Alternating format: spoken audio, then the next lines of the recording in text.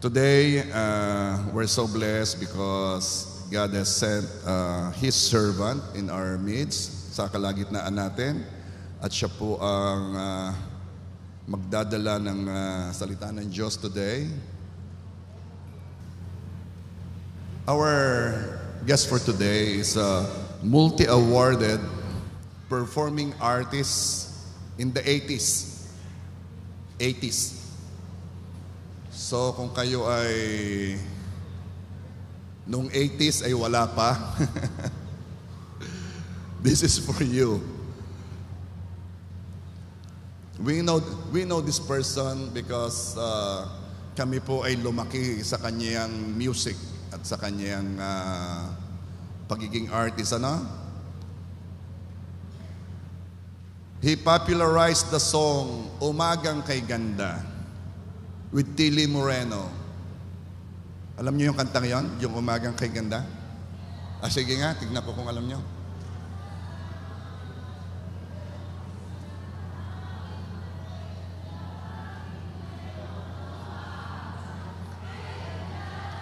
Darating ang araw, may dalang liwanag sa ating... Okay. Abay, talagang nalaban na rin.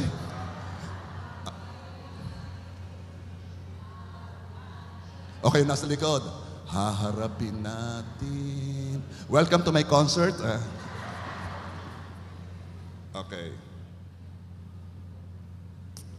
He came to the saving knowledge of Jesus Christ in 1986. He left showbiz at the height of his career in 1988 to serve in a faith-based full-time ministry as an itinerant evangelist, preacher, and teacher for the last 37 years. Palakpakan natin si Lord.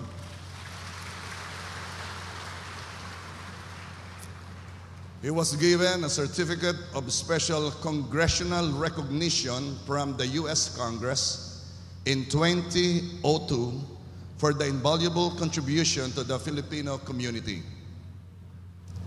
Hindi ko na po papakatagalin dahil alam ko excited na kayo. Let's always welcome Evangelist Rayan Fuentes.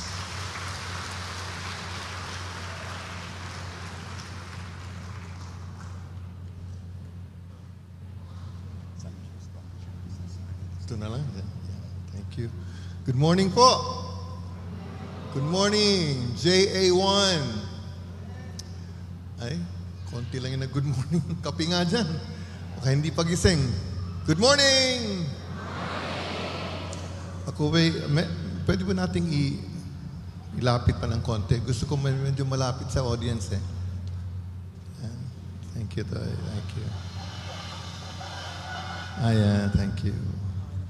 Ayan. Ako po'y nagpapasalamat sa Panginoon at nabigyan po ako ng opportunity para po maging kanyang alagad ngayong araw na ito. Nung tinanong ko po si Pastor kung ano ang medium of instruction, sabi niya Tagalog daw. Ako po kasi Bisaya, so baka mamaya medyo kapusin ako sa Tagalog, so i-Englishin ko yung iba. Pwede ho ba yun? Taglish. Okay.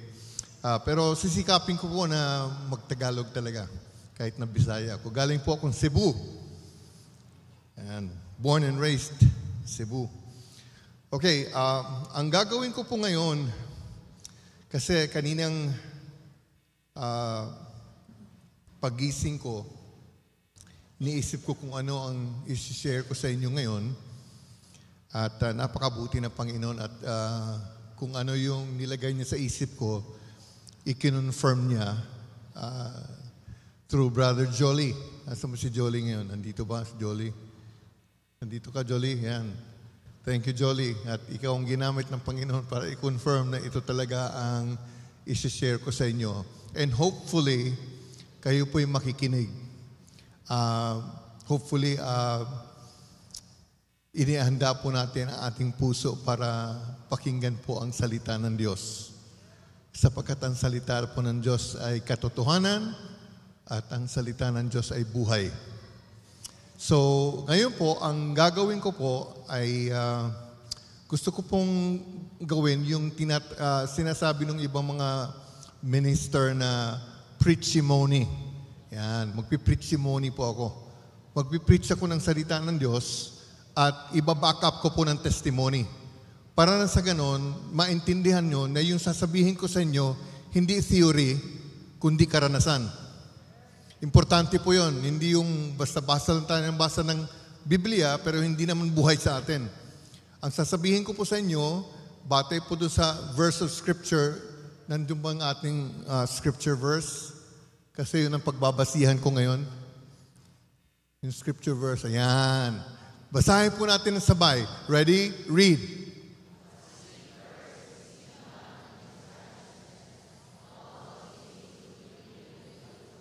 Ayan.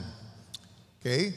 Nasa Matthew 6:33. Kaya ko po pinili ito because ito po yung life verse namin. Okay? Kami pong pamilya. Basically ako, lalong-lalo na nung pinaalis ako ng Panginoon sa show business. Kagaya ng sabi ni Pastor kanina, nakilala ko ang Panginoon in 1986. Actually, narinig ko ang Ebanghelyo 1981 pa.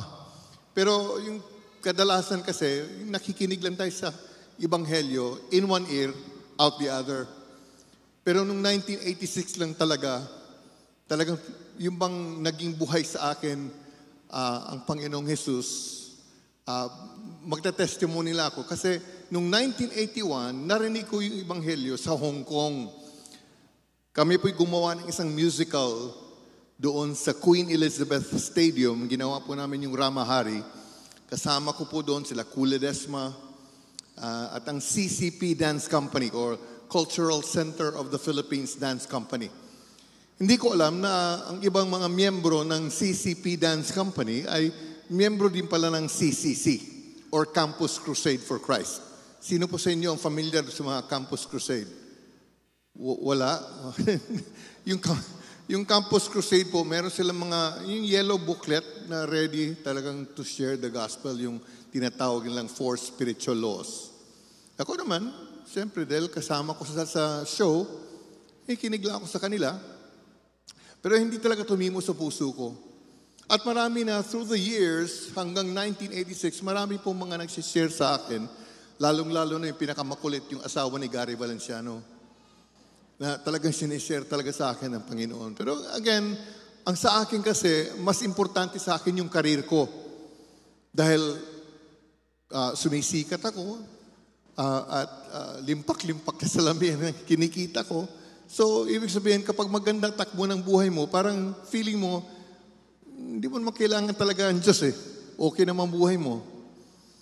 Hanggang sa nangyari po noong 1986, nung namatay si Ninoy, medyo nagkagulo ang bansa, at ako naman medyo tumagilid yung ekonomiya.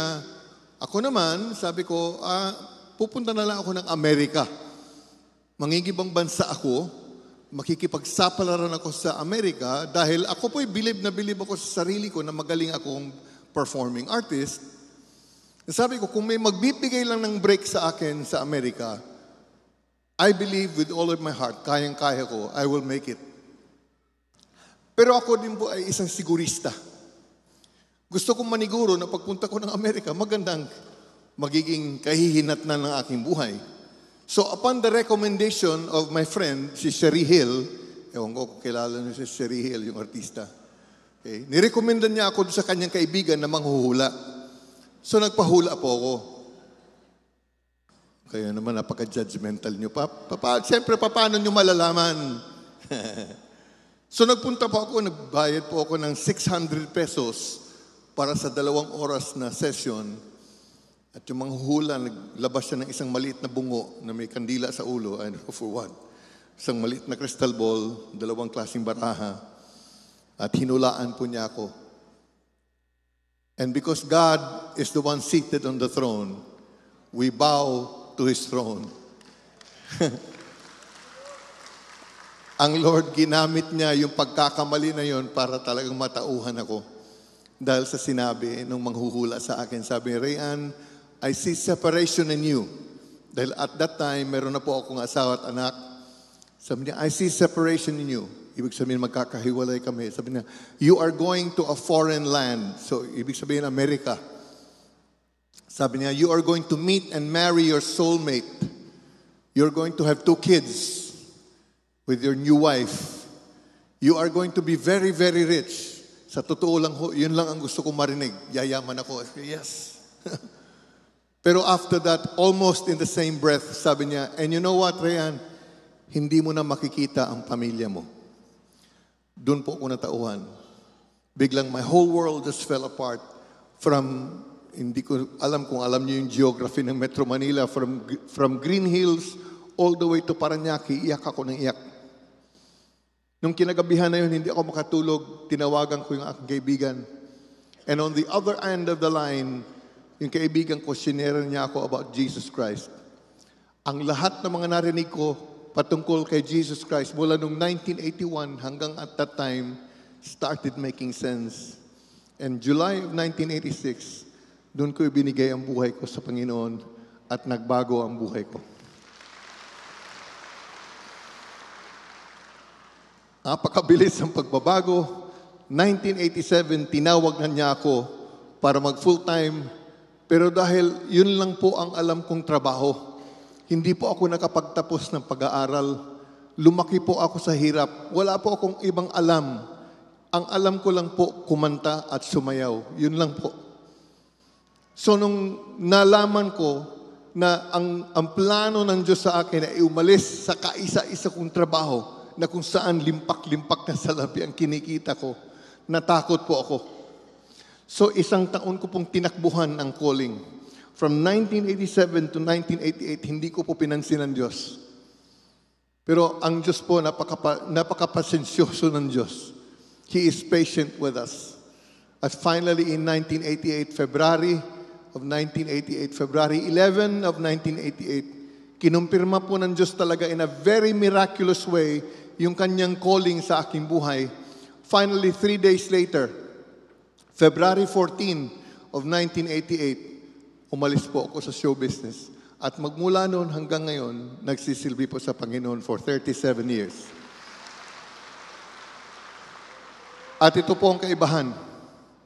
Dati-rati po, talagang meron kang inaasahan na pera. Pero nung pinaalis ako ng Panginoon, wala pong kasiguruan. Kaya for the past 37 years, ito po ang gusto kong i-share sa inyo. Kaya, huwag nating ilagay yung aking anit kasi medyo nakakalbo na tayo. Yan ang gusto kong makita ng mga tao. Kasi dyan po ang pagbabasihan ng aking testimony. Kasi for the past 37 years, nung umalis po ako sa show business, itinaguyod po kami ng Panginoon as we live by faith. Alam niyo po yung pang-living by faith? Like, in my case po, iba po ako sa iba mga ministro. Bakit? Kasi ako po hindi humihingi ng pera. Pag nagko-concert po ako dati, pag tinatanong ako ng mga tao, Rayan, how much is your fee? How much is your honorarium? Ang sagot ko po, for the past 36, 37 years, sabi ko, wala akong fee. Wala akong honorarium. Kasi ang responsibilidad ko sa Diyos is freely I receive, freely I give. No, kapag ang mga tao magbibigay, praise God. Kung hindi, praise God pa rin. Bakit? Kasi hindi kami pinabayaan ng Panginoon for the past 37 years. Ngayon, hindi ako humihingi ng pera. Hindi ako swelduhan ng simbahan. Wala akong sweldo sa simbahan. Ang misis ko, never nagtrabaho. For the past 42 years kami nagsama, hindi siya nagtrabaho kailanman. Hindi po ako nagsusolicit ng donasyon, ng monthly donation para sa suportahan ng ang aking ministry. Hindi po ako nagsusulat ng sulat, nagpapadala ng sulat sa mga tao at humihingi ng donasyon. Hindi ko po ginagawa yon. Hindi naman masama yon, pero hindi ko po ginawa. Bakit? Kasi noon pa man, sinabi na ng Panginoon sa akin na ito yung susundin ko.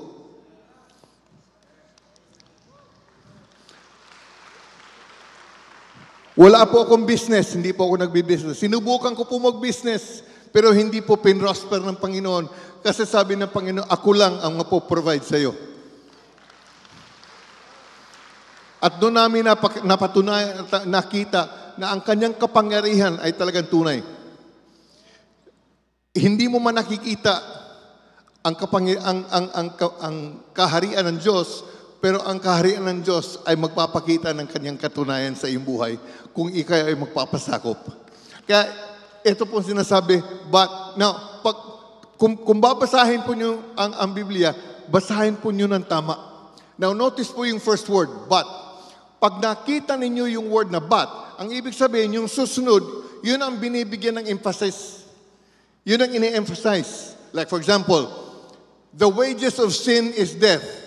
Bad news. But, ano mas importante? Yung kasunod, but the free gift of God is eternal life in Christ Jesus. May bad news nga, oo, pero ito ang mas importante. Kaya yung word na but, importante yun. Bakit? Kasi yung kasunod, yun yung mas importante. Kaya ito, but seek first the kingdom and His righteousness. Dalawa pong isisik ninyo, ang kaharian niya at ang kanyang katuwiran. Bakit? Kasi ang Diyos parating matuwid. Tayo hindi. Tama ho ba? Okay, but seek first. Pag sinabing first, hindi yan chronologically. Kasi pag chronologically, first, second, third, ang ibig sabihin ng first, primarily. Ang ibig sabihin ng first, priority. Yun lamang, pinaka-importante. Seek first the what? The kingdom. Marami mga tao hindi naiintindihan kung ano ibig sabihin ng kingdom. Okay. Ipapaliwanag ko po sa inyo para na sa ganun, magkaroon tayo ng practical consideration. Ang kingdom po ay isang uri ng kapamahalaan. It's a form of government. Tama ba? Ang kingdom ay isang gobyerno. Lahat ng gobyerno may ekonomiya. Tama ba? Ang economy, okay, sa English, ang economy is an organized system of managing the nation's resources for the benefit of its citizens. Isang sistema ng pamamahala sa kayamanan ng isang bansa para sa kapakanan ng kanyang mamamayan. I'll give an example. Ako po'y citizen ng Canada. Meron po akong Canadian passport. Okay? Canadian citizen kami since 2005. Pag may nangyari sa akin dito sa Pilipinas, hindi ako sagot ng Pilipinas. Bakit? Kasi hindi ako citizen ng Philippines. Ang sasagot sa akin, ang Canada. Bakit? Kasi citizen ako ng Canada. And lahat ng gobyerno, merong sistema, merong ekonomiya. Eto ngayon, bigyan ko kayo ng halimbawa. Sa Canada po, pag may nangyari sa akin, pag ako'y nagkasakit, kung may nangyari sa akin, mapunta ako sa ospital, kahit labas-pasok ako ng ospital, wala akong babayaran. Bakit? Kasi ganun ang sistema ng gobyerno doon. Sa Pilipinas, kung wala kang pabayad, baka hindi ka pa makapasok sa ospital. Bakit? Kasi ganyan ang sistema ng gobyerno dito. Are you getting what I'm saying? Ang kaharian, isang gobyerno, ang kaharian may sistema. Kapag nagpasakop ka sa kaharian, sagot ka ng kaharian. Ngayon, kung ikaw ang gusto mo maghari, kung may mangyari sa buhay mo, ikaw bahala. Ganon lang kasimple. Ang kaharian hindi mag-a-adjust sa atin. Tayo dapat ang mag-adjust sa kaharian. Bakit? Kasi siya yung hari eh. Hindi naman tayo. Okay? So, ang kaharian ay isang uri ng kapamahalaan, isang uri ng gobyerno. Lahat ng gobyerno may ekonomiya. Ang ekonomiya ay para sa mga mamamayan, para sa kapakanan ng mamamayan. Now, ang sabi ng Biblia, the kingdom of God is unshakable. Hindi na natitinag, hindi gumagalaw. Ngayon, kung ang kingdom of God is unshakable, paano naman yung ekonomiya ng kingdom? Unshakable din. Hindi natitinag. Ang ekonomiya ng mundo, natitinag. Ang ekonomiya ng kaharian, hindi kailanman matitinag. Kaya kapag nagpasakop ka sa kaharian, sagot ka ng kaharian. Kaya ang ating responsibilidad, seek first the kingdom. Magpasakop ka sa hari. Magpasakop ka sa kanyang sistema. Magpasakop ka sa kanyang patakaran. Hindi lang sa kanyang kaharian, kundi sa kanyang katuwiran. Bakit? Kasi nga ang Diyos parating matuwid, tayo hindi. He is always right in His ways, right. He has a right way of doing things. He has a right way of thinking things. That's why, ang sabi niya, your ways are not my ways. Your thoughts are not my thoughts. As high as the heavens are from the earth, so high are my ways than your ways. Yung ways mo, katiting lang yan. Yung ways ng Panginoon, grabe. Kaya ang sinasabi ng Biblia, God is able, kaya daw ng Diyos. Shortness of breath. Dahil sa aking COVID. God is able, kaya daw ng Diyos, God is able to do in exceeding abundance beyond all that you ask, think, or imagine. Kung ano man yung naiisip mo, higit pa dyan ang kaya ng Diyos. Kung ano yung iniisip mo, higit pa dyan ang kaya ng Diyos. Kung ano ang ini-imagine mo, higit pa riyan ang kaya ng Diyos. Kaya ang responsibilidad natin, seek first the kingdom and His righteousness. And then ano po ang pangako? All. Hindi some, hindi most. All. All these. Okay. Now, kung titingnan po natin yung Matthew 6. Okay? Yung Matthew 6 po, ang konteksto niyan, lahat ng pangangailangan. Pag sinabing seek first His kingdom and His righteousness and all these things, yung things patungkol sa mga kailangan natin sa buhay. Pag nakita ninyo sa Matthew chapter 6, tatlong pinaka-importanting dinidiscuss doon, ina-address ni Kristo doon. Number 1, treasures. Number 2, money. Number 3, basic necessities. Makikita nyo yan. Kaya nga, pagdating sa, yun ang mga bagay na pinagkakaabalahan natin sa buhay. Kaya from verse 19 to verse 34, 6 na beses sinabi ni Jesus, do not worry. Bakit? Kasi yun ang pinagkakaabalahan natin sa buhay. Okay? Treasures. Ano yung treasures? Yung mga valuables natin. Yung mga pag-aari natin. Yung mga kayamanan. Yung mga cellphone ninyo. Yeah, pag nawala yung cellphone nyo, gulong-gulo na yung mundo ninyo. Bakit? Kasi yun nandun lahat ng information ninyo. Like for example, sa North America, nandun lahat sa cellphone yung aming information. Na kapag nawala yun, paray. Nandun yung aming mga bank account, number, doon kami nagbabayad. Lahat makikita mo doon sa cellphone. Na kapag nawala ang cellphone, wala na. Gulong-gulong buhay. Ano ba yung mga treasures natin? Yung mga kotse ninyo na brand new, na kapag nagasgas lang, nasirang-sira na ang mundo mo. Yung mga valuables, yung mga alahas ninyo. Kaya napakarami mga tao ngayon, ang tataas ng bakod ng bahay. Bakit? Kasi takot sa akyat bahay gang. Kasi importante sa atin yun. Okay? Number 2. Okay. Hindi. I-skip natin yung number 2. Number 3 muna. Basic necessities. Pag nakita ito sa Matthew chapter 6, ina-address ni Kristo yon. What shall we eat?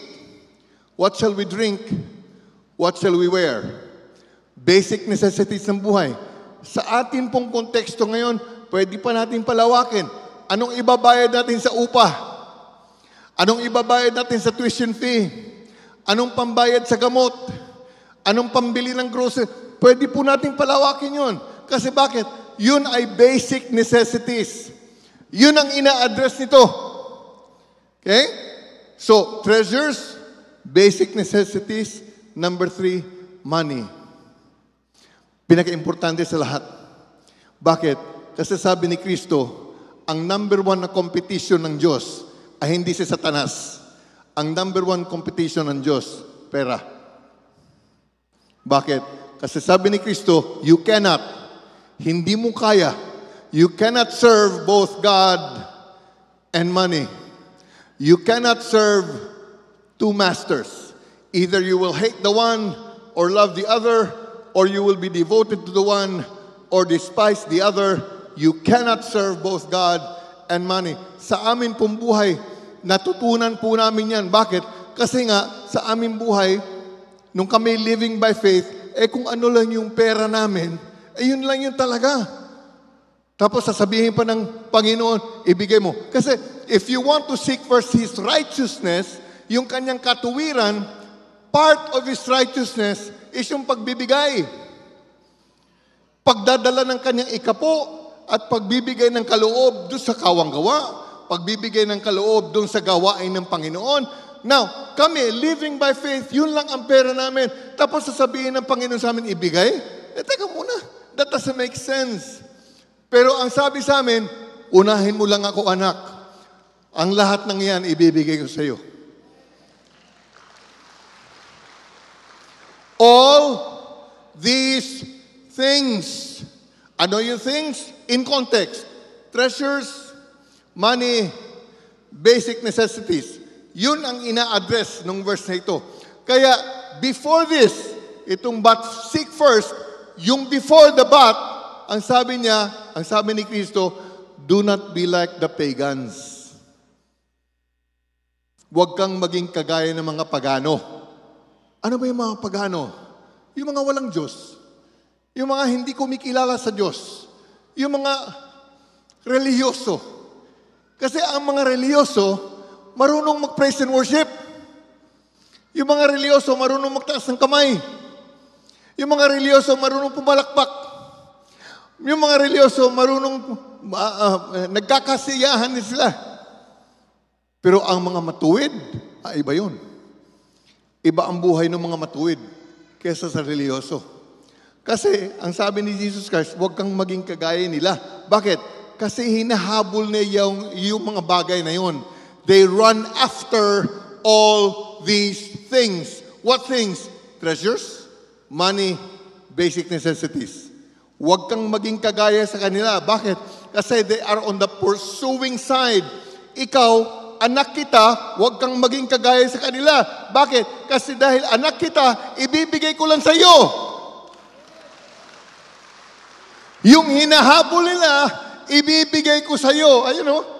All these things will be. Now, sigurado yun, hindi. Hindi naman sinabing all these things might be. Hindi. All these things will be. Ang ibig sabihin ng be, palagian. To remain continually. Palagi ang ibibigay sa iyo ng Panginoon kung magpapasakop ka sa Kanya. Ang hina ng amen. Kasi po, nasa sa inyo na po kung maniniwala ba kayo o hindi.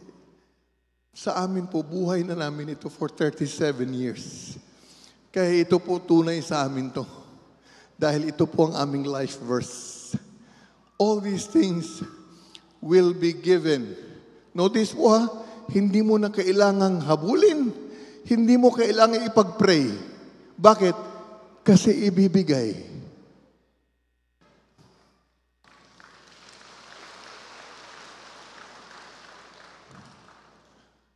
Basahin niyo po mabuti. Wala pong nabanggit yung prayer. Kapag nagpasakop ka sa hari, kahit na hindi mo pa ipag-pray, ibibigay sa iyo. Bakit? As well. Alam niyo ibig sabihin ng as well? Yung mga hinahabol ng mga pagano, bonus na lang sa Diyos. Kasi as well dagdag na lang. Kuha niyo to. Oh my goodness. Kung ano yung mga hinahabol ng mga pagano, pagdating sa Diyos, kung ikaw ay nagpapasakop sa kaharian, bonus na lang. I'll give you an example. Okay? Nasa scripture to ha. Para sa ganun maintindihan niyo yung as well.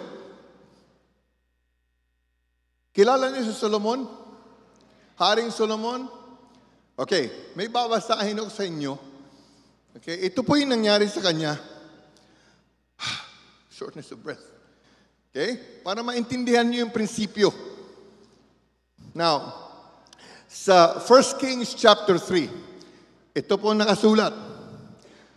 Verse 5, at Gibeon, the Lord appeared to Solomon during the night in a dream, and God said, ito ang sabi ng Diyos, ask for whatever you want me to give you. Woo! Anak, hingin mo sa akin kahit ano na gusto mong ibigay ko sa iyo. Kahit ano, bigay ko sa iyo. Wow! Mabuti na lang hindi Pinoy si Solomon. Kasi kung si Solomon Pinoy, anak ko, ang daming hihingin. Lord, pabahayan niyo naman ako. Lord, gusto ko mag-abroad. Lord, gusto ko makatapos sa pag-aaral. Lord, i-prosper niyo mo ng business ko. Wala namang masama sa mga yon. Pero hindi yun ang hiningi ni Solomon. Anong hiningi ni Solomon? Ito po. Basahin ko po. Sabi niya, give your servant a discerning heart or wisdom to govern your people and to distinguish between right and wrong, for who is able to govern this great people of yours? Lord, bigyan mo ako ng wisdom. Kasi paano ko pamamahalaan ang inyong bayan kung wala akong wisdom? Hindi ko alam kung ano ang tama, kung ano mali. Bigyan niyo po ako ng wisdom. Yun ang hiningi. Ano yun? Ay, teka. Huwag nating tanggalin doon. Ayan. Ano yun? Ano yung hiningi ni Solomon? Righteousness. Because wisdom is an expression of God's righteousness. Why? Because righteousness is God's way of being right. Righteousness is God's way of doing right. Wisdom is God's way of doing right. Say, Lord, paano ko malalaman yung right and wrong? Hindi ko alam ito. Bigyan mo ko ng wisdom. So, ang hinanap ni Solomon, yung righteousness ng Panginoon. Eto na. Ang sabi ng Panginoon, since you have asked for this wisdom and not for long life, Solomon, hindi ka humingi ng mas mahabang buhay. Or wealth, hindi ka humingi ng kayamanan. Or the death of your enemies, hindi mo hiningi ang kamatayan ng inyong mga political enemy. But for discernment in administering justice, verse 12, I will do what you have asked. Itong hiningi mo, Solomon, gagawin ko. Ibibigay ko. Wow. Natigil ba doon? Hindi ho. Ito pong kasunod. Moreover, gagawin ko ito, Solomon. Moreover, ibig sabihin, gagawin ko ito, Solomon, pero bukod pa dyan, moreover, I will give you what you have not asked for. Yung hindi mo hiningi, Solomon, ibibigay ko rin sa iyo. Both riches and long life. Both riches and honor. Ito na. So that. Yan. Pag nakita po ninyo yung words na so that sa Biblia, yung kasunod, yun yung layunin. Bakit gustong bigyan ng Diyos si Solomon ng mga bagay na hindi man lang niya hiningi? Ano ang layunin ng Diyos? So that. Ayan na. So that in your lifetime, you will have no equal among kings. In your lifetime, wala kang katulad, Solomon. Kaya yung hindi mo hiningi, ibibigay ko sa iyo. Bakit? Para wala kang katulad.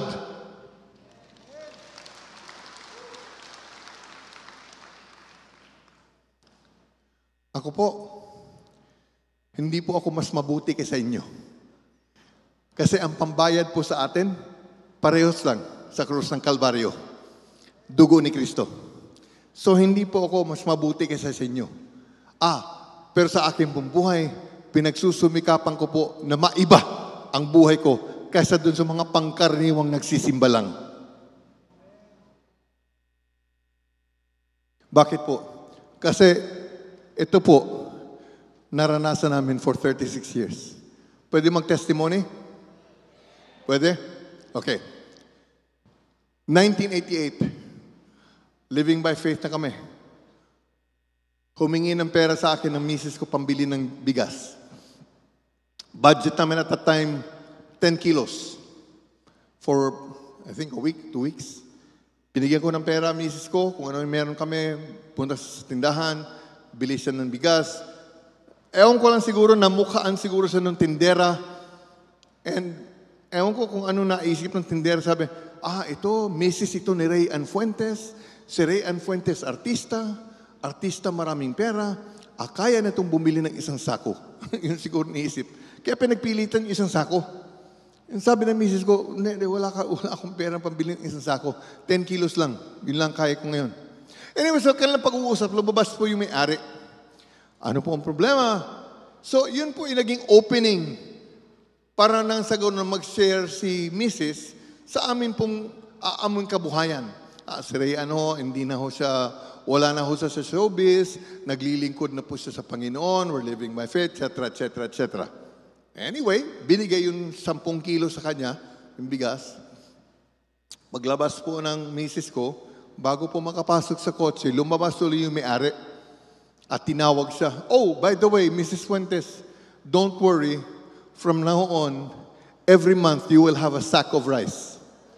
From 1988 hanggang 1997, bawat buwan meron kaming isang sakong bigas. Ang tanong, pinag-pray ko ba? Hindi.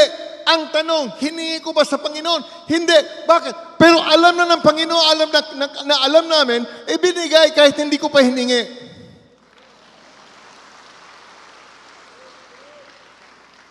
Bakit? Kasi yung aming pangangailangan, as well na lang. Ibig sabihin, marami pang gustong ibigay sa iyo ang Diyos. Yung mga hinahabol natin, yung mga pinagkakaabalahan natin, bonus na lang pala. Pero ano po ang susi? Ano po ang susi? Seek first the kingdom. Kasi kung hindi po natin ipaprioritize ang kingdom, huwag po nating asahan na ibibigay. Pray ka ng pray, hindi naman binibigay. Bakit? Hindi ka naman nagpapasakop eh.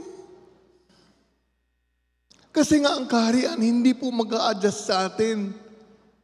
Meron na pong nakaupo sa trono at hindi po tayo.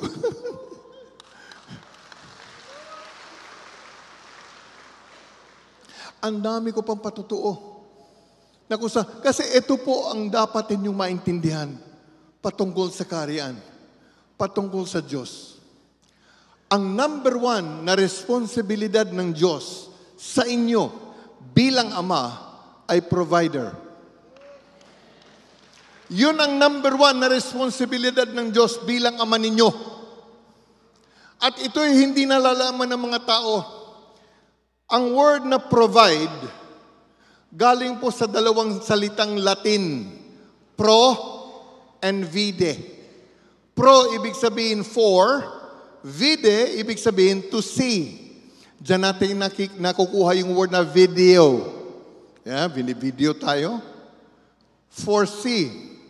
Ibig sabihin, as provider, kita na niya kung ano yung pangangailangan ninyo. Kaya sa Matthew chapter 6, kasama doon sa konteksto, ang sabi ni Kristo, yung mga pangangailangan mo, treasures, money, basic necessities, yung mga pangangailangan mo, alam na ng Ama, bago mo pahingin. Kaya nga ibibigay na lang Bakit? Kasi alam na nga At hindi lang yun mga kaibigan. Yung word na provide, kinakanta siguro ninyo to. Jehovah Jireh. Alam yun, Jireh? Ano ibig sabihin nun? The Lord will? Hindi yun talaga ang tunay. Ang tunay talagang ibig sabihin ng Jehovah Jireh is the Lord will see to it. The Lord will see to it. Makikita niyo sa Genesis 22. Nung inoffer na ni Abraham si Isaac doon sa bundok ng Mount Moriah. Pag akyat na sa Mount Moriah, ang sabi ni Isaac, Tay, nandito yung apoy, nandito yung mga wood. Nasaan yung tupa? Nasaan yung sakripisyo? Anong sagot ni Abraham? The Lord will provide. Doon natin nakuha yung Jehovah Jireh. Pero yung Jehovah Jireh, actually, hindi the Lord will provide. Although tama din yun. Pero ang tunay na ibig sabihin ng Jehovah Jireh, the Lord will see to it. Anong ibig sabihin nun? Tutugunin ng Ama yung pangangailangan kasi kita na niya. Yung tupa, naghihintay na sa tuktok ng bundok. Ngayon, kaya ang sabi ni Abraham, on the mountain of the Lord, it, ano yung it? Kung ano yung kailangan? On the mountain of the Lord, it will be provided. Sa bundok ng Panginoon, nandun ang inyong provision. Ang problema ng napakaraming Kristiyano, kung saan-saan bundok tayo pumupunta. Wala tayo sa tamang bundok. Bakit? Yung provision ng Diyos, nandun sa kalooban ng Panginoon.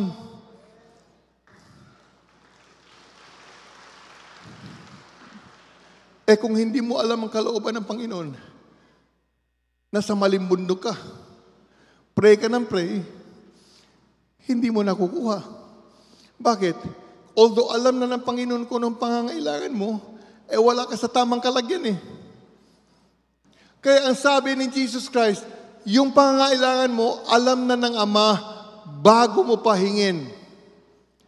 Hundreds of years bago ipinanganak si Kristo Jesus, through the prophet Isaiah, ang sabi ng propeta, bago mo pahingin, ibinibigay ko na.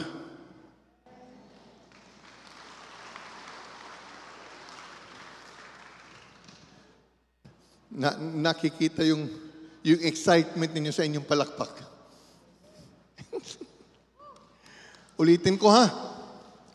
Bago mo pahingin, binibigay ko na.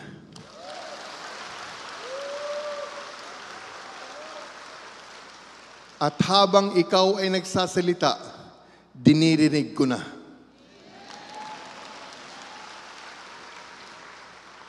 Yun po ang Diyos na inaawitan ninyo. Pero ano po ang kaibahan ninyo doon sa mga taong relihiyoso? Kanina, nag-usap kami ni Jolie.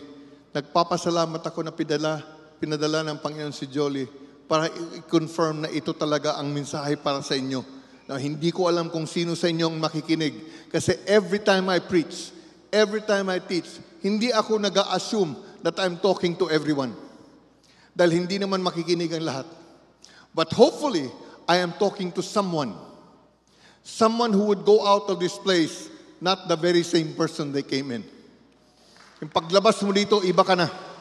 Bakit? Kagaya ng sinabi ko, ako po, hindi ako mas mabuti sa inyo, pero iba ako sa ibang mga pangkaraniwang nagsisimba lamang. Bakit? Kasi ang buhay ko patotoo na merong nagkakalinga sa akin, merong kaharian na nagte-take care sa akin at sa aking pamilya for 37 years. Ang dami ko pang gustong sabihin sa inyong testimony, pero I am under time constraints. Hindi ko po pagkatatagalin pa. Pero ito po ang priority namin. Seek first the kingdom and His righteousness. Now, may mga tao siguro sa inyo, I don't know. I'm just, going out on a limb. Pag mayroong mga taong nasasabi, Rayan, paano nga? Tapos, dinala ka pa, Rayan, sa Canada na napakataas ng standard of living. Okay? Tapos, binigyan ka pa ng bahay, brand new. 5 bedrooms, 3.5 baths. Paano nangyari yun? Hindi ka humihingi ng pera, misis mo never nagtrabaho, hindi ka swelduhan, wala kang business, hindi ka humihingi ng donasyon. Paano nangyari yan, Rayan? Na ganyan ang buhay mo. Ako po, wala po akong pwedeng masabi sa inyo na napaka-importanting dahilan na in line with seeking first the kingdom and His righteousness. Kung may magtatanong sa akin na paano nangyari yan, Rayan, sa iyong buhay na ikaw ay itinaguyod ng Panginoon, wala po akong pwedeng mabanggit na dahilan, kundi sa biyaya ng Panginoon, ibinabalik namin sa Panginoon ang kanyang ikapo at kami po'y nagbibigay ng kaloob sa mga gawain ng Panginoon. For the past 36, 37 years, yun po ang naging lifestyle namin. Mahirap pa sa umpisa, mahirap po. Lalong-lalo na yung pera mo, yun na lang, at sasabihin sa'yo ng Panginoon, ibigay mo lahat. Teka muna, Lord, meron kami mga pangangailangan na grocery. Ibigay mo lahat. Binibigay po namin. Nagkulang ba ang Diyos sa amin? Hindi po. Dinala kami sa Canada. Pinabahayan kami. Now, again, kanina nag-usap kami ni Jolly. Yung binanggit niya sa akin na 1 Corinthians chapter 2, chapter 1, verse 9, ang sabi, your eye has not seen. Hindi pa nakikita ng mga mata mo. Hindi pa naririnig ng tenga mo.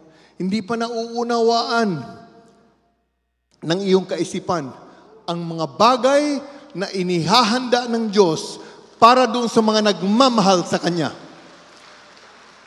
Folks, yung mga pangangailangan mo na alam na ng Diyos, na gudso niyang tugunin, nakahanda na. Ibibigay na lang kung magpapasakop ka.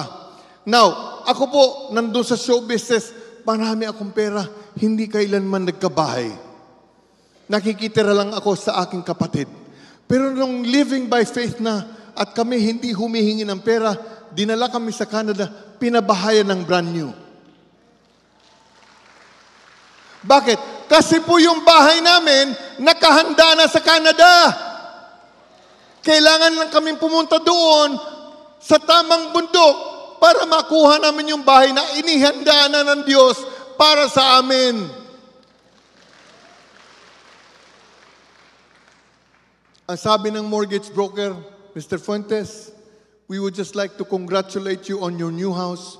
But to be honest with you, Mr. Fuentes, hindi ko alam kung bakit kayo naaprubahan.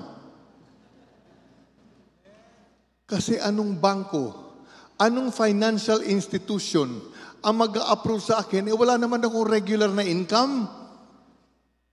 Wala akong regular na trabaho. Anong maipapakita ko sa kanila? Pero sinasabi ko sa mga tao, kung pre-approve ka sa langit, anong magagawa ng lupa kundi sumunod? Ang sabi ng Biblia, the earth is the Lord's and everything in it. Kanya lahat yan. Kung gustong ibigay sa iyo ng Diyos, sino makapipigil sa Kanya?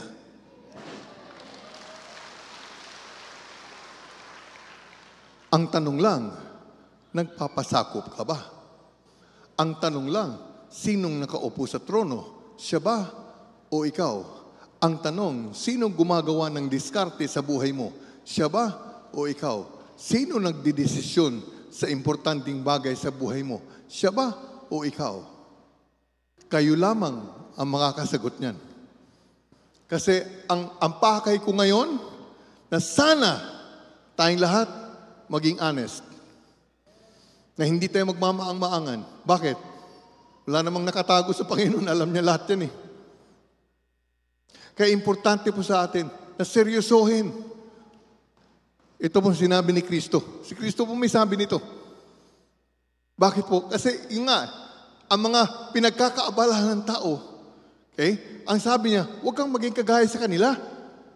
Dahil ikaw anak kita, dahil ikaw mamamayan ka ng kaharian, ibibigay ko lang sa iyo. Kasi ito po ang diferensya. Mangyaring ikaw ay miyembro ng JA1, mangyaring ikaw ay miyembro ng simbahan, pero baka hindi ka pa mamamayan ng kaharian. Magkaiba ho yun. Pwede kang pumunta ng simbahan, pwede kang maging miyembro ng JA1, pero hindi nangangahulugan na ikaw ay mamamayan ng kaharian. Bakit? Kasi yung mga hindi mananampalataya, yung mga hindi mamamayan ng kaharian, ang sabi ni St. Paul sa Ephesians, sabi niya, yung mga hindi mananampalataya, yung kanilang pag-iisip ay makamundo. Pero ikaw ay mamamayan ng kalangitan. Anong implikasyon? Kung ikaw ay mamamayan ng kalangitan, dapat ang pag-iisip mo makalangit. Iba na. Kasi po ang patakaran ng kaharian ganito.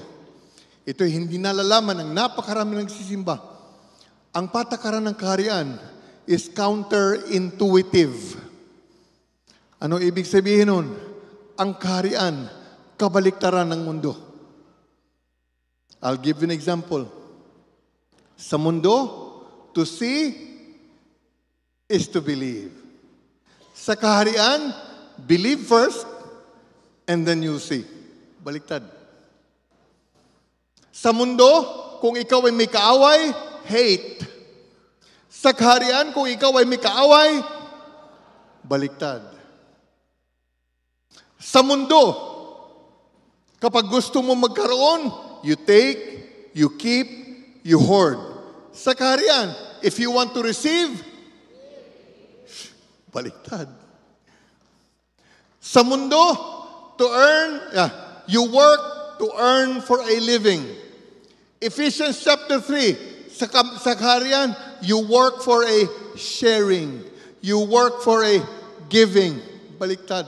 Yan po ang in-inculcate sa amin ng Panginoon nung sinabi niya, seek first. Unahin mo ako riyan, unahin mo yung aking patakaran, unahin mo yung aking katuwiran. Lahat ng mga pinagkakaabalahan ng tao, ibibigay ko lang sa iyo.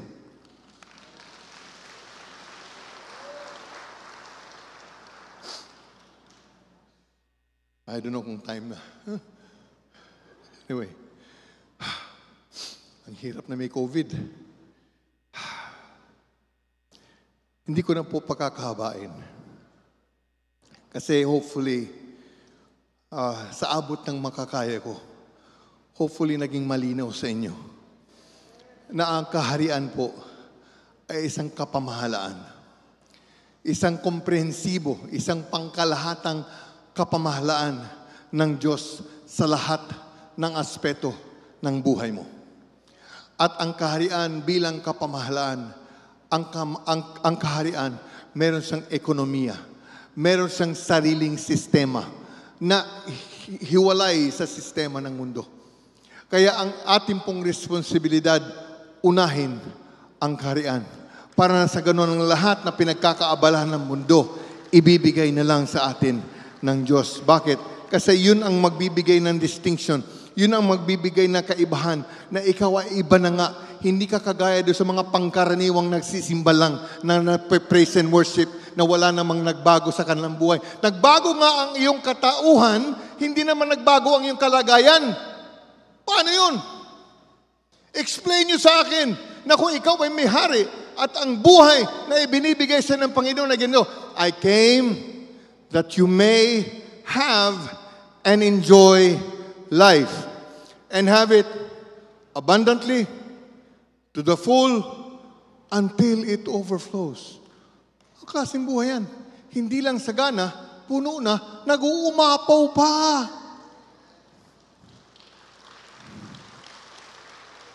At yun nga, sabi ni San Pablo, ang kayang gawin ng Diyos is exceeding abundance beyond all that you ask or imagine. Lahat ng mga hinihingi mo, higit pa dyan ang kaya ng Diyos. Yan ang klase ng buhay. Bakit? Para maiba ka. Kagaya ni Solomon, para maiba ka sa lahat ng mga hari. Para maiba ka sa lahat ng mga nagsisimba. Para maiba ka sa lahat ng mga nagsasabing Kristiyano sila. Iba. Kaya pag nakita na ka ng Panginoon, naniniwala sila na may Diyos ka. Kaya ang sabi ni Kristo bago siya mamatay, the gospel of the kingdom will be preached as a testimony. Ibig sabihin, dapat tayo, kung ikaw ay tunay na mamamayan ng kaharian, dapat tayo ay merong mga patotoo na tayo ay iba na. Hindi lang sa ating katauhan, kundi sa ating kalagayan, na kapag tiningnan ka ng tao, talagang naniniwala lang may Diyos ka.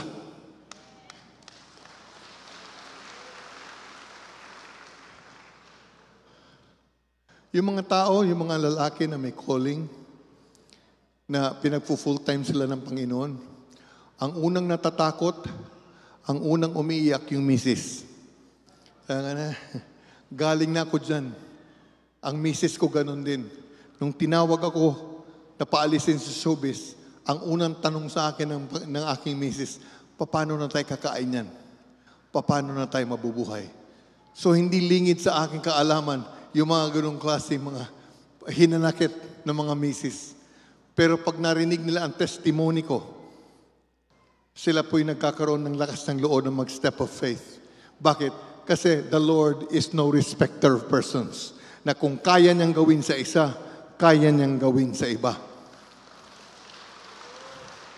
Nang kung kaya niya kaming itaguyod for 36 years, kahit na hindi humingi ng pera, kaya niyang itaguyod ang sino man na magpa-prioritize ng kanyang kaharian.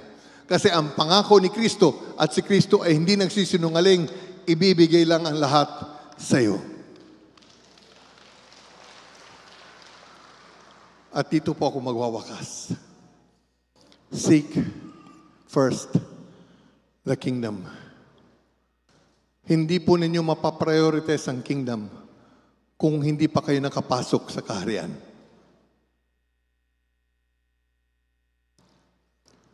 Mangyaring kayo nakapasok sa simbahan, pero hindi pa kayo nakapasok sa kaharian. Mangyari kayo ay miyembro ng simbahan, pero hindi pa kayo mamamayan ng kaharian. May kaibahan po. Kaya ikaw, simba ka ng simba, pero hindi pa rin maayos ang buhay mo. Simba ka ng simba, hingi ka ng hingi, pero hindi pa rin binibigay. Samantalang ang sabi, ang pangako ng Diyos, ibibigay naman lahat sa iyo. Na bago mo pahingin, ibibigay na. Bakit? Kasi alam na niya ang pangangailangan mo. Bago mo pahingin, may kaibahan po yung mga mamamayan ng kaharian. Kaya sa mga pangkaraniwang nagsisimba lamang. Ako po'y naparito at ang pakay ko po, sabi ko sa Panginoon, Lord, ang gusto ko na yung pong mensahe natin ngayon ay magkakaroon ng bunga sa buhay ng mga tao. Na kapag nakita sila ng mga tao dito sa Rosario, Batangas, makikita, yung mga taga JI1 yan, iba yan. Yan. Kasi pinaghaharian ng Panginoon yan. Kasi yung mga bagay na hinihingi ko sa Panginoon na hindi binibigay, yung mga bagay na hinahabol ko na hindi ko naman nakakamtan, ang Diyos binibigay lang sa mga miyembro ng JA1.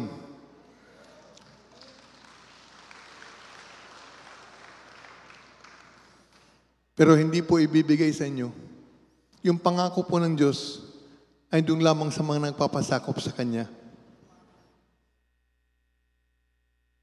Seek first and all these things. Napakasimple po. Kahit bata, maintindihan. Ngayon, ewan ko lang ho sa inyo. Ako po, ang nais ko sa buhay. Okay?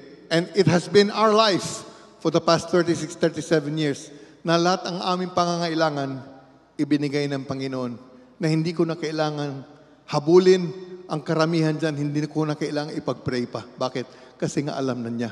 At bago ko pahingin, ibinibigay na. At ito pong mga bagay na ito na sinasabi ko, pwedeng mangyari yan sa inyo. Bakit? Kasi ang Diyos po hindi nagsisinungaling.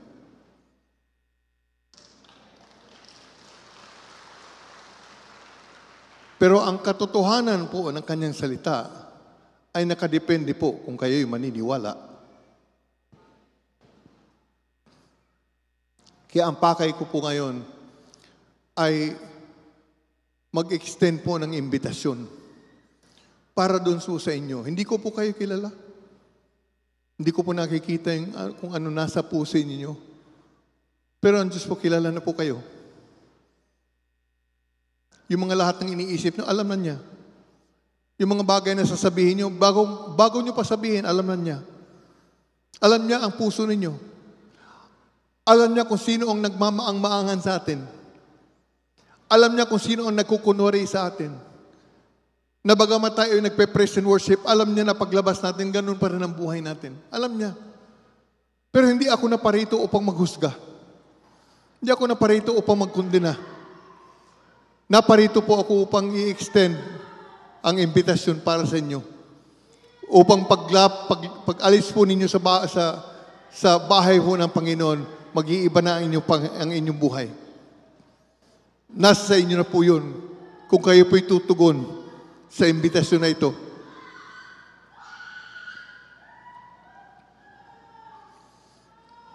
Baka may kinakausap ang Diyos dyan. Thank you, Lord. Hallelujah. Thank you, Lord. Thank you, Lord. Yes. Glory to God. Glory to God. Ang banal na Espiritu lang po ang nakakapag-convict sa atin. Ang banal na Espiritu lang po ang nakakapag-convict sa atin. Ang banal na Espiritu lang po ang pwedeng mangusap sa atin. Kung paano po kayo kinakausap ng Diyos ngayon, kung magiging honest lang po tayo, kung hindi po tayo magmamaang-maangan, kung hindi po tayo magkukunwari, nais ko pong imbitahan kayo na kung gusto po niyo makipagpalitan ng trono, na kung gusto niyo ang Kristo na po ang uupo ng trono ng inyong buhay, na pagod na po kayo, na wala namang nangyayari sa buhay ninyo, hindi pa rin maayos, kahit na nagsisimba kayo. Ngayon pong araw na ito, mangyari pwedeng magbago yan paglabas ninyo sa bahay na ito. Pero nasa sa inyo pa yon ang pagtugon. Hindi po mamimilit ang Diyos sa atin. Hindi po niya, irirespeto po niya ang ating mga desisyon. Hopefully, ang inyong pong desisyon ay makikipagpalitan na kayo ng upuan na si Kristo na po ang talagang magiging hari sa inyong buhay. Na hindi na kayo ang maghahari-harian. At kung gagawin niyo si Kristo talagang hari sa inyong buhay, makikita ninyo sa inyong buhay ang pagkakaiba. Doon sa mga pangkaraniwang nagsisimba lamang at doon sa mga tunay na mamamayan ng kaharian. Kaibigan, kapatid, kung nais mo makipagpalitan na sa Panginoon, nais ko po kayong imbitahan na pumarito sa harap at tayo po'y mananalangin ng sabay. Nasa sa inyo po yun kung ito ay inyong desisyon. Lapit lang po kayo. Wala pong sapilitan. Wala pong sapilitan. Dapat po kusang loob na kayo po'y makikipagpalitan na ng upuan si Kristo na ang siyang papalit. At kayo'y magpapasakop sa kaharian.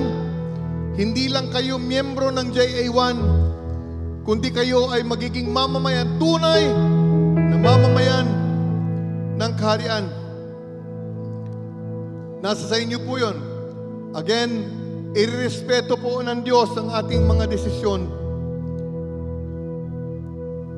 So lapit lang po kayo kung ito ang ninanais ng inyong puso. Again, kailangan po tayong manampalataya na kung ano yung ipinangako ng Diyos, ayun po ang mangyayari sa buhay natin. Sapagkat ang Diyos po ay hindi nagsisinungaling. Pero bago mangyari ang lahat ng mga pinangako ng Diyos sa ating buhay, ay kailangan itama po natin ang ating puso. Alam po ng Diyos ang kondisyon ng ating puso.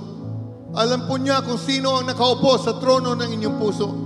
At kung gusto niyo makipagpalitan, ngayon po ang tamang panahon. Nandito po ang Panginoon. Thank you, Lord. Lapit lang po kayo.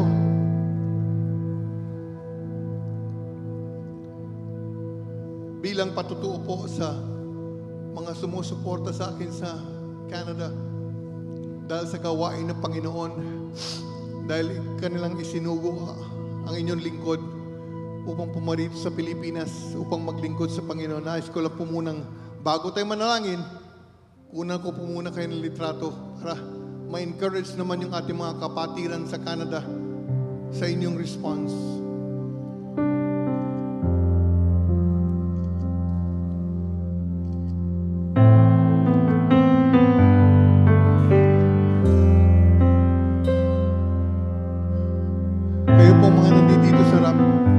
Pwede lang, tone down lang muna tayo para habang kinakausap ko sila.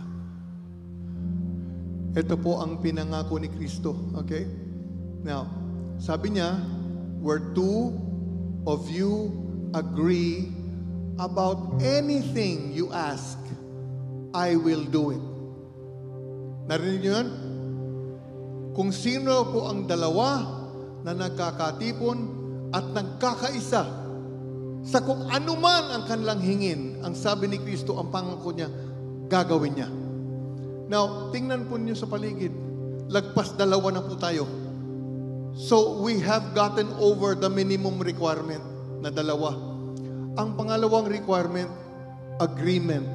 Kailangan magkaisa tayo. Ako po'y mangunguna sa inyo sa panalangin. Habang pinapakinggan ninyo yung panalangin, gawin po ninyong personal. It is as if na yung panalangin ko, ang saring panalangin ninyo. Sa bandang huli, bilang agreement, kung kayo po'y nag-agree sa panalangin, lahat po tayo magsabi ng amen. Ang ibig sabihin ng amen, so be it. God said it, I believe it, that settles it. Okay? Ngayon, bilang tanda ng ating pakikipag-isa, bilang agreement sa ating hihingin mula sa Panginoon, mangyari lang magkapit kamay tayo. Kakapit ako sa inyong kamay, ate. Bilang tanda ng ating pakikipag-isa, magkapit kamay po tayo. Bilang agreement. Ngayon po ako'y mananalangin. Ang aking pong samot dalangin ay makipag-agree po kayo sa panalangin na ito. Gawin po ninyong personal din. Ito po ang magsisilbing panalangin ninyo. At tayo po'y maniniwala na ito po'y diringgin ng Panginoon bago pa natin hingin na paglabas natin dito, tutugunin na ng Panginoon dahil kita na niya ang puso natin. Amen po ba? Amen. Ilapit po natin ang ating mga puso sa Panginoon habang tayo po'y nananalangin. Ito po ang panalangin. Makinig po kayong mabuti. Let me pray. Diyos Ama, lumalapit po kami sa makapangyarihang pangalan ng inyong bugtong na anak na si Jesus, na siyang nagre-represent sa amin sa iyong trono. Lord, pinaniniwalaan namin ang iyong pangako na kung saan dalawa sa amin na magkakaisa sa kahit ano ang hingi namin, iyong ibibigay. Lord, hinihingi namin na ikaw na po, Panginoon, ang tunay na umupo sa trono ng aming buhay.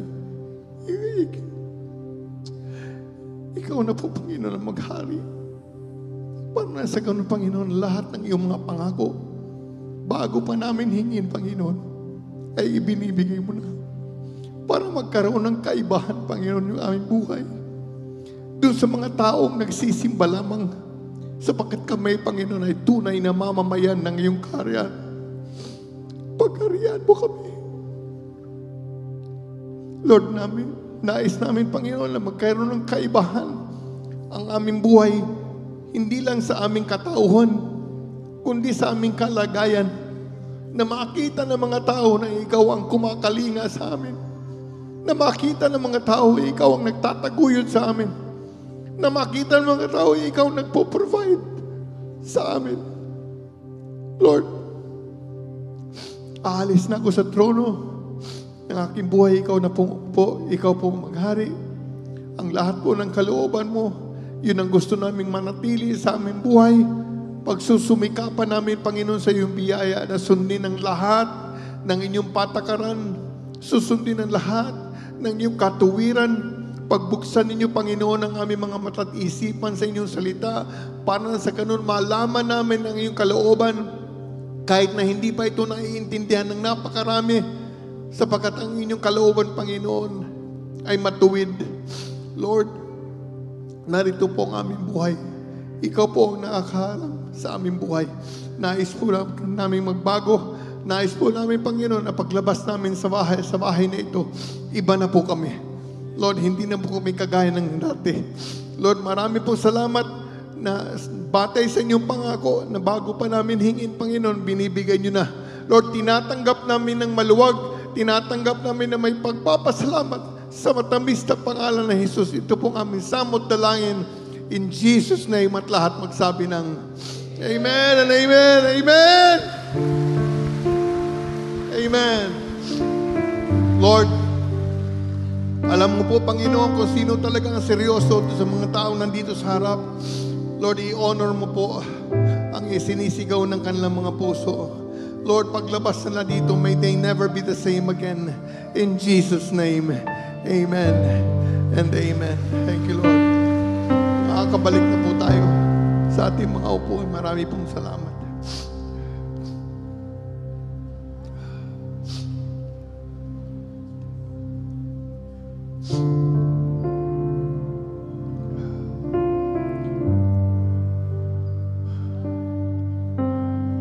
Glory to God. Glory to God. Glory to God. Glory to God. Thank you, Lord. Thank you, Lord. Thank you, Lord.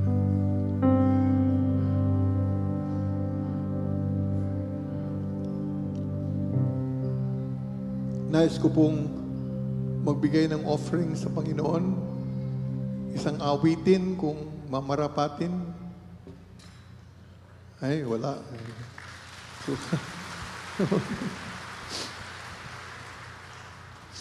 Pero bago po ako umawit, nais ko po munang bigyan kayo ng background.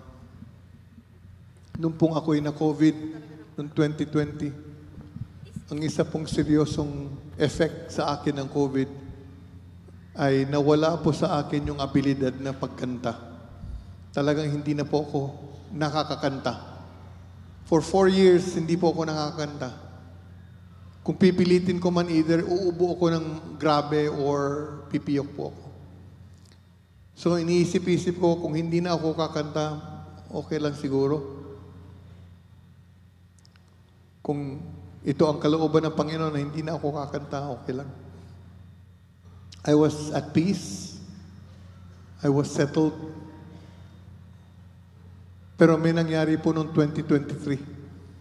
March 18 of 2023, nagmilagro po ang Diyos at ibinalik po sa akin yung aking boses.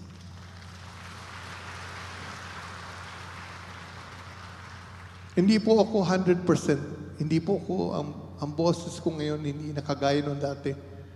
Pero sa awa ng Diyos, nakakanta pa rin. Hirap pa rin sa paghinga. So I had to relearn how to sing and breathe at the same time. Pero dahil napakabuti ng Panginoon, kahit na siguro pipiyok ako ngayon, kakanta pa rin. So I would like to offer this song, and I pray that it will bless your heart.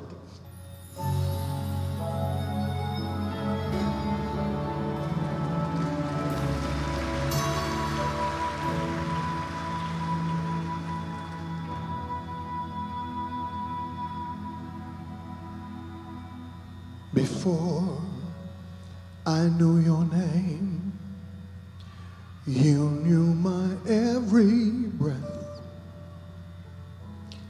Before I found my way, you knew my every step. Before I knew everything that I need,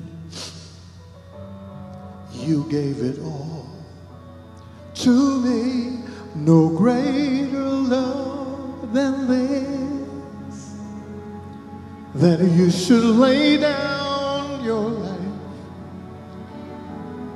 for someone such as me. I'd spend all lifetime wondering why the beauty of heaven wants to live in my heart. I know there can be no greater love than this.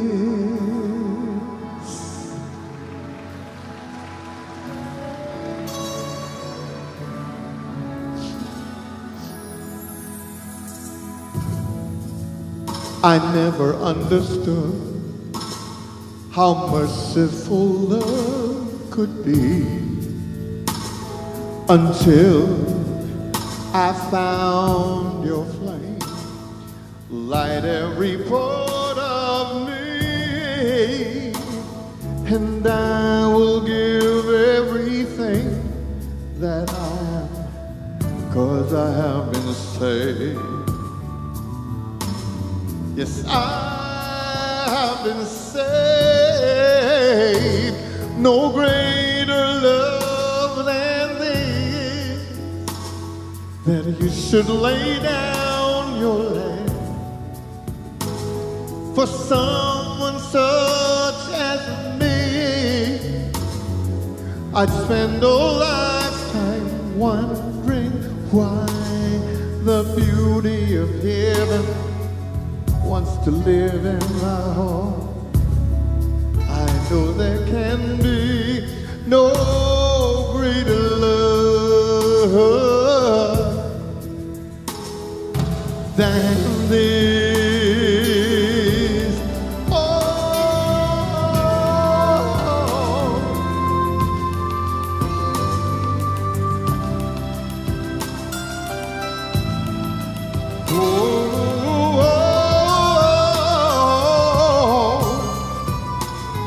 the beauty of heaven is here in my heart. I know there can be no greater love for someone such as me. No greater love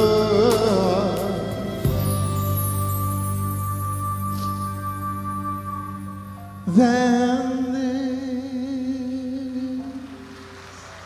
this is a trustworthy statement, deserving full acceptance, that Jesus Christ came into the world to save sinners, of which I am the worst.